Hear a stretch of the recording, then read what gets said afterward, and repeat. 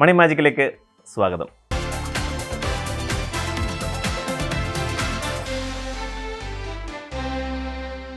ഓഹരി വിപണിയിലെ ഇടിവ്, ഇന്ത്യൻ നിക്ഷേപകർ എന്താണ് ചെയ്യേണ്ടത്?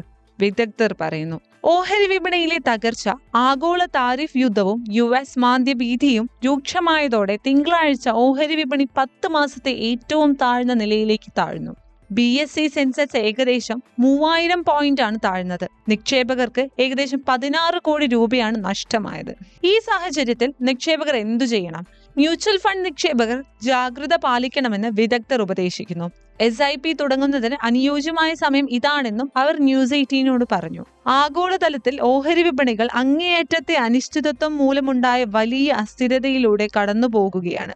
ഡൊണാൾഡ് ട്രംപ് ഏർപ്പെടുത്തിയ താരിഫുകൾ എങ്ങനെ പ്രതിഫലിക്കുമെന്ന് ഈ ഘട്ടത്തിൽ ആർക്കും ഒരു സൂചനയുമില്ല. വിപണിയുടെ ഈ പ്രക്ഷുബ്ധ ഘട്ടത്തിൽ എന്താണ് സംഭവിക്കുകയെന്ന് കാത്തിരുന്നു കാണുക എന്നാണ് ഏറ്റവും നല്ല തന്ത്രം. ജിയോജിത് ഫിനാൻഷ്യൽ സർവീസിന്റെ മുഖ്യ നിക്ഷേപക ഉപദേഷ്ടാവ് VK വിജയകുമാർ പറഞ്ഞു. വർദ്ധിച്ചു വരുന്ന വ്യാപാര താരിഫ് അനിശ്ചിതത്വങ്ങൾക്കിടയിൽ വിപണിയിലെ ചാഞ്ചാട്ടം സമീപഭാവിയിലും നിലനിൽക്കുമെന്നാണ് പ്രതീക്ഷിക്കുന്നത്.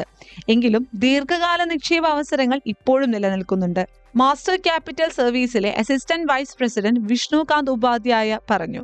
മാന്ദ്യത്തെക്കുറിച്ചുള്ള ആശങ്കകൾ നിലനിൽക്കുന്നതിനെ ഇന്ത്യയിലെ നിക്ഷേപകർ ജാഗ്രത പാലിക്കണമെന്നും എന്നാൽ പരിഭ്രാന്തരാകേണ്ടതില്ലെന്നും VSRK ക്യാപിറ്റലിന്റെ ഡയറക്ടർ സ്വപ്നിൽ അഗർവാൾ പറഞ്ഞു.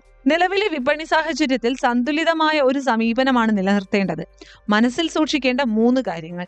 ഈ സമയം നിക്ഷേപകർ മനസ്സിൽ സൂക്ഷിക്കേണ്ട ചില കാര്യങ്ങളുണ്ടെന്ന് ജിയോജിത് ഫിനാൻഷ്യൽ സർവീസിലെ വിജയകുമാർ പറഞ്ഞു. യുക്തിരഹിതമായ ട്രംപ് താരിഫുകൾ അധികകാലം തുടരില്ല. US-ലേക്കുള്ള ഇന്ത്യയുടെ കയറ്റുമതി ഏകദേശം 2% മാത്രമായതിനാൽ ഇന്ത്യയുടെ വളർച്ചയിൽ കാര്യമായ സ്വാധീനമുണ്ടാകില്ല. അതിനാൽ ഇന്ത്യ താരതമ്യേന മെച്ചപ്പെട്ട നിലയിലാണ്. ഇന്ത്യ US-മായി ഉഭയകക്ഷി വ്യാപാര കരാറിനുള്ള ചർച്ചകൾ നടത്തി വരികയാണ്. ഇത് വിജയകരമാകാനും അതിന്റെ ഫലമായി ഇന്ത്യക്ക് കുറഞ്ഞ താരിഫുകൾ ലഭിക്കാനും സാധ്യതയുണ്ട്. ശ്രദ്ധിക്കേണ്ട മേഖലകൾ: സാമ്പത്തിക വ്യോമയാനം, ഹോട്ടലുകൾ, തിരഞ്ഞെടുത്ത വാഹന മേഖലകൾ, സിമന്റ് പ്രതിരോധം, ഡിജിറ്റൽ പ്ലാറ്റ്ഫോം കമ്പനികൾ തുടങ്ങിയ മേഖലകൾ നിലവിലുള്ള പ്രതിസന്ധിയിൽ നിന്ന് താരതമ്യേന സുരക്ഷിതമായി പുറത്തുവരാനുള്ള സാധ്യതയുണ്ട്. ഫാർമസ്യൂട്ടിക്കൽ മേഖലയിൽ ട്രംപ് നിലവിൽ താരിഫ് ചുമത്താൻ സാധ്യതയില്ല. അതിനാൽ ഇവയെല്ലാം ചെറുത്തു നിൽക്കാൻ സാധ്യതയുണ്ട്. ധനകാര്യം, എണ്ണ, വാതകം, ഉപഭോഗം, FMCG തുടങ്ങിയ മേഖലകളിൽ ദീർഘകാല നിക്ഷേപകർക്ക് ആപേക്ഷിക സ്ഥിരത വാഗ്ദാനം ചെയ്യുന്നതായി മാസ്റ്റർ ക്യാപിറ്റൽ സർവീസ് സെക്ടേഴ്സിലെ വിഷ്ണുകാന്ത് ഉപാധ്യായ പറഞ്ഞു. നിലവിൽ ആപേക്ഷിക ശക്തിയും ചെറുത്തുനിൽപ്പും കാണിക്കുന്ന FMCG, ഫാർമ, ഫിനാൻസ് തുടങ്ങിയ മേഖലകളിലേക്ക് ശ്രദ്ധ കേന്ദ്രീകരിക്കണമെന്ന് VSRK ക്യാപിറ്റലിലെ സ്വപ്നിൽ അഗർവാൾ പറഞ്ഞു. ദീർഘകാല നേട്ടത്തിന് നിഫ്റ്റി ജൂനിയർ, നിഫ്റ്റി ETF-കൾ എന്നിവ നല്ല ഓപ്ഷനുകളാണ്. എങ്കിലും അവയ്ക്ക് ചില ഹ്രസ്വകാല ചാഞ്ചാട്ടങ്ങൾ ദൃശ്യമായേക്കും. മ്യൂച്വൽ ഫണ്ടുകളിൽ SIP-കൾ വഴി നിക്ഷേപം ആരംഭിക്കുന്നതിന് ഈ മാർക്കറ്റ് അന്തരീക്ഷം അനുയോജ്യമാണ്. ഇത് വിപണിയിലെ ചാഞ്ചാട്ടം പ്രതിരോധിക്കാനും കാലക്രമേണ സ്ഥിരമായ സമ്പത്ത് കെട്ടിപ്പടുക്കാനും സഹായിക്കും, സ്വപ്നിൽ പറഞ്ഞു.